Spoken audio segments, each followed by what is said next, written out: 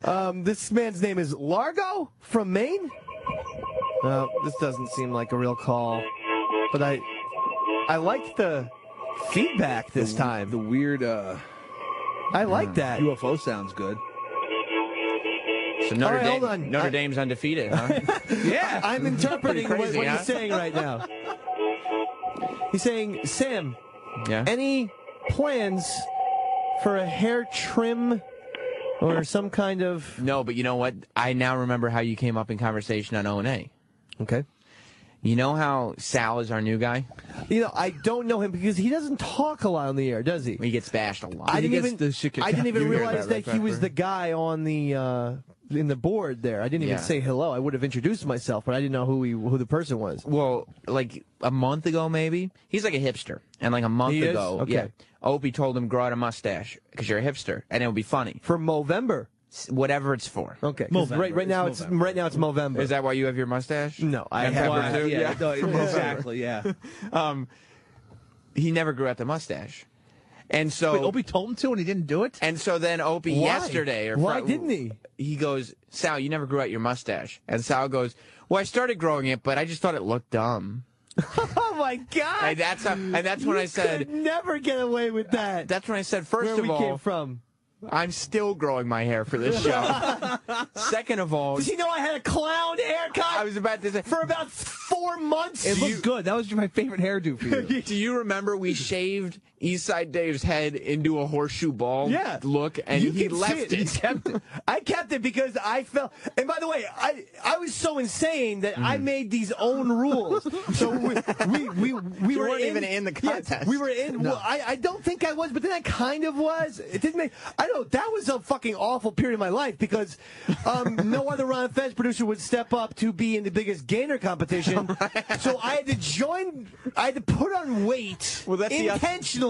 While I think that they did have me, or not them, but like no one else would battle Sam in an Afro contest. So I joined up in that.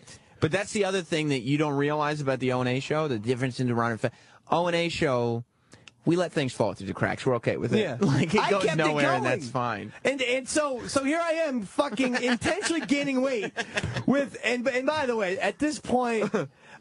Just the people on the bus just thought, oh my God. Because you saw the same people every day. You have to keep in mind, I saw the same people going up to the bus every single day to Ron Fez, and sometimes I would emerge having remnants of Joker makeup on my face. Everyone else was like, they had gone into Wall Street. Vinny Favale, who works for Letterman, who is friends with Howard Stern, he was on the bus. So you have bigwigs on the fucking bus. Like, I would have liked to have had a relationship, perhaps, with Vinny Favale. He would have been great. He's the president of Late Night. But instead, I had the Heath Ledger makeup dripping off my face.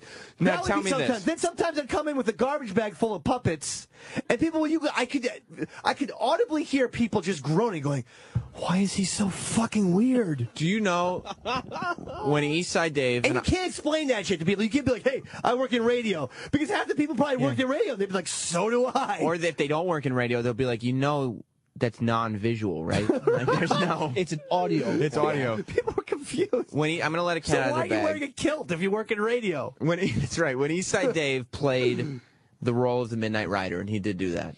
Oh no! What? I don't believe that. I'm going to say that. I'm going to say that's what you. Well, listen. That sounds like a fucking nasty rumor. I'll say this. Yeah. That's what you think. Okay. That's what you think. Remember, Big Ass That's Bash, your theory. I had to wrestle the Midnight Rider. So if I was playing both people, I couldn't have wrestled the Midnight Rider. But, all right. Same place. Well, whoever this guy was that's playing the Midnight Rider. Correct. On more than one occasion. Rumors are that it was me, Eastside Dave, playing the man who wore a what is that called? A luchador mask? Yeah, you can call it and a cowboy hat. I never saw him without the mask. So. You know who did see him without the mask? Who? Dave or whoever played the Midnight Rider used to go into like a bodega that was right by our studio on 57th Street. And that's where he'd put the mask on. And so the people behind the counter would constantly think they were being robbed. Right, because he was coming in and putting a mask on. And then one time, because I knew that O&A would have these little fucking asshole minion spies, which they did. Yeah. You would send some interns to catch the supposed East Side Dave walking in and then emerging as Midnight Rider. Right. But that I never made the mistake. Sometimes, and once I saw the person, I barely, or East Side Dave perhaps barely got the mask on before the ONA intern spotted in the bodega.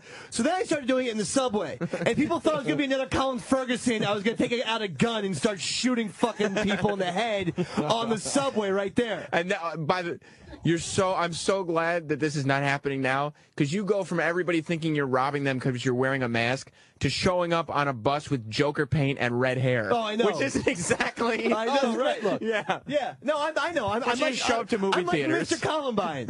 You might as well call me that. It's a fucking weird thing. The world of radio.